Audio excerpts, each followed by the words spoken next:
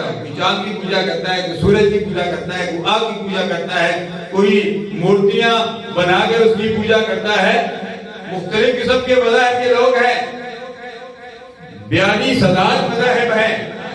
ہم نے یہود و نصارہ ہندو یہی مذہب سمجھے ہیں. مذاہب بہت سارے ہیں لیکن یہ ایک مذہب اسلام ان دین عند اللہ الاسلام، قرآن نے اس کو حق کہا ہے. یہ مذہب اسلام حق ہے، اللہ کو پسند ہے. اس نے کہا اگرچہ میں مسلمان نہیں ہوں، آتش پرست ہوں، لیکن میں